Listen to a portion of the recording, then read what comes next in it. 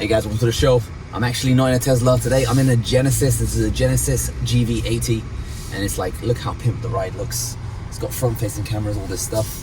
And it's in stock, so that's a good thing. So I'm gonna be testing out this car and let you know how smooth it is.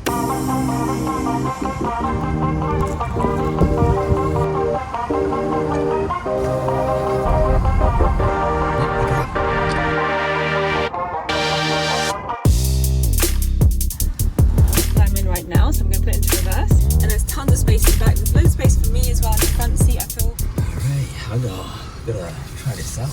So it says I want to go on side of that road over there. Let's take a look here. And there's cameras here. So if I press this button, oh, straight away, as soon as I stopped, it showed me the cameras on the screen. And A blind spot when you indicate. what's interesting is, on this car, is when I indicate left, you can see it's got the mirror right there, right in front of you. I like using the mirrors for now, and I guess the steering wheel does cover it sometimes, so I can't see it right now. But it's still a nifty feature. So I'm gonna take a left and then a left, and so far it feels like a smooth ride, but I literally have done nothing with it.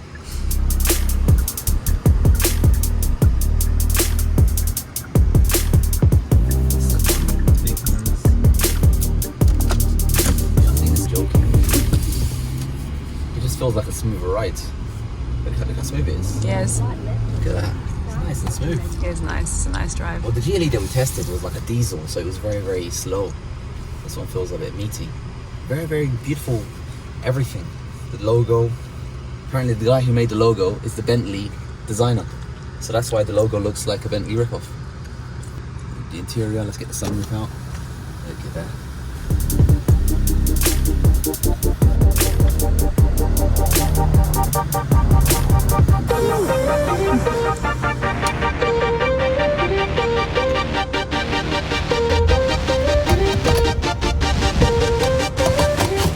So right behind me is a Porsche. Now Porsche is an alternative competitor to this car. Not sure if it's cheaper or more expensive. The Macan is cheaper. The Cayenne is more expensive. However, there's too many people driving around in Porsches in this city. So you kind of, with this car, you feel a little bit different. A little bit maybe, yeah, if you're looking for something different to the boring Porsche Mercedes that you see all the time.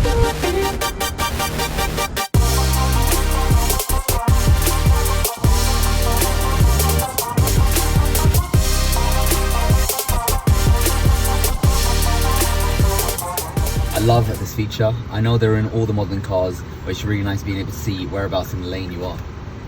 It doesn't feel like a wide car. Like I say, it's a very, very luxe ride. I'm in the Prestige edition of the features inside. So you've got tablets behind me, all this kind of nonsense. But it just feels so smooth and so beautiful. It's a little bit of drywall on the wall. Just makes nice sounds. Feels very luxurious. It's a very nice car. Like, I'm saying this a lot because I was literally driving Hyundai U a second ago.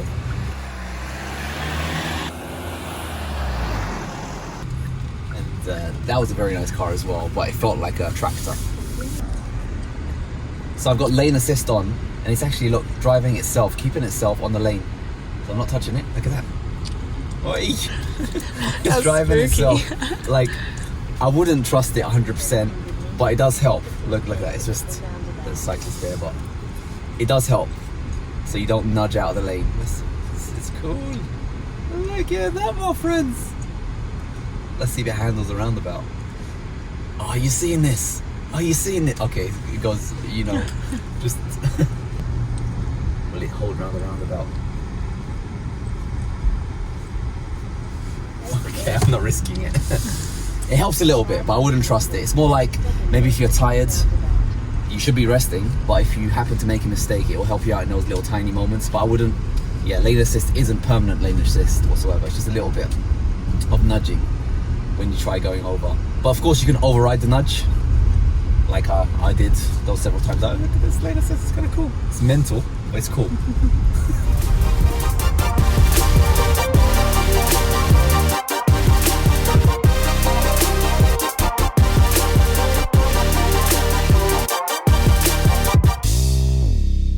Really fun. So we're going to be heading out to the spit and we'll be swapping over, and my man, the woman herself, the Whoa Man herself, is going to be taking over and showing you how it's done. Can you use the cameras while driving? That is the question. Oi, I'm driving. This is probably the only car, yes, this is officially the only car you can see the camera while driving. All the other cars I've been in, Mercedes, Porsche, Haval, Mitsubishi, they always disable the camera when you're going over a certain speed limit. Right now I'm going 40 kilometers per hour and the cameras are rocking, so that's very, very sexy. Look at that, I've got the rear view camera right behind me, I'm accelerating up, I'm going 60 right now and the cameras are still running. Isn't that cool? Mm-hmm. That is cool, that is a feature. Because all the other cars disable it.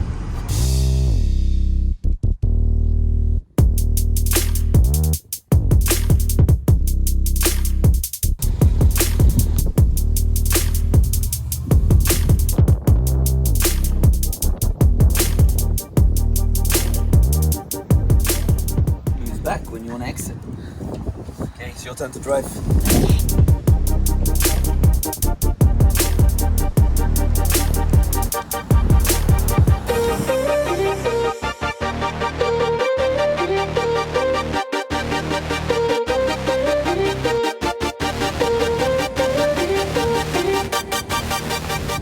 So far, my impressions are it is super easy to drive. You just kind of like plug and go basically. You just put it on to D, you turn the gear shift to the right a few times, and then it's super easy.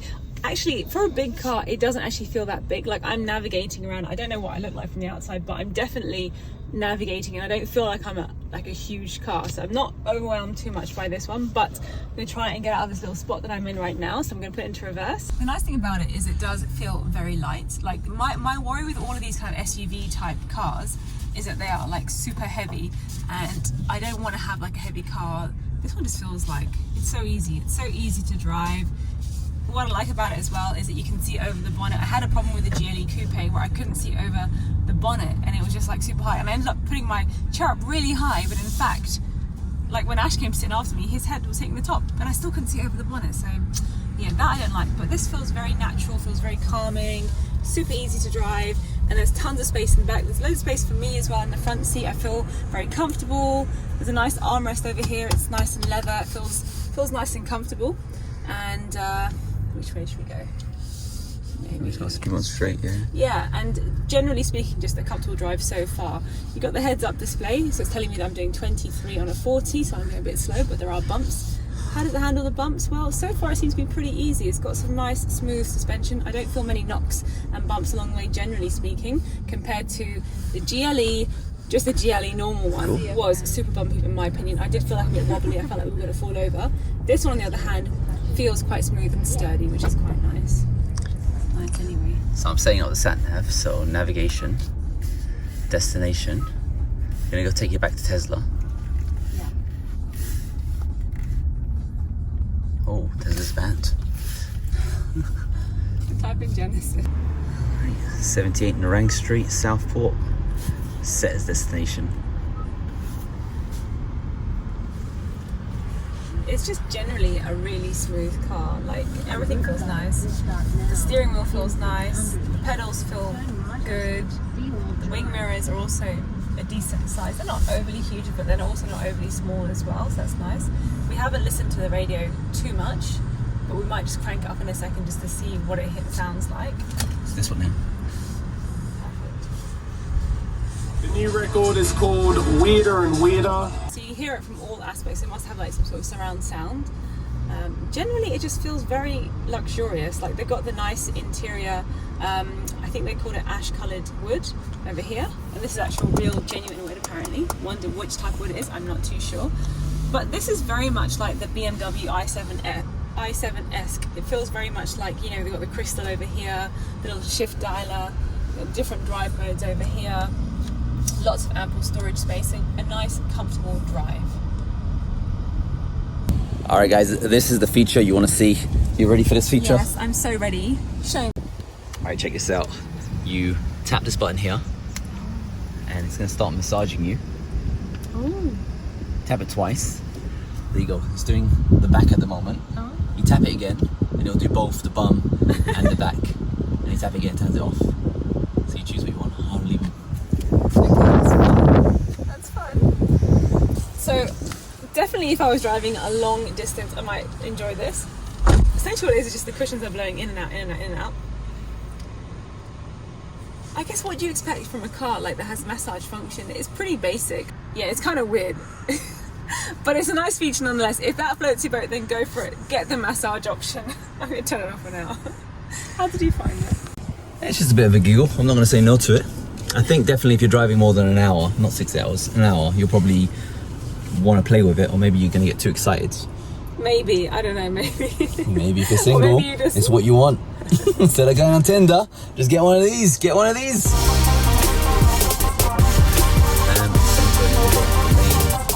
You don't need to worry about where you are precisely. You're just happy in the middle of the lane.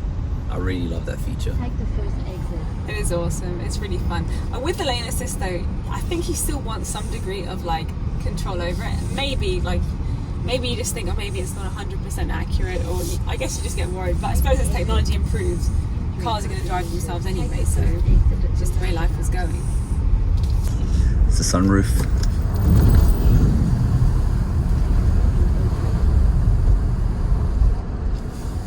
That's the furthest it goes. You can adjust the sunroof. You can get it to stop there by just tapping on the button, and it stops there. You can have it go forwards. And you got the back sunroof as well. Going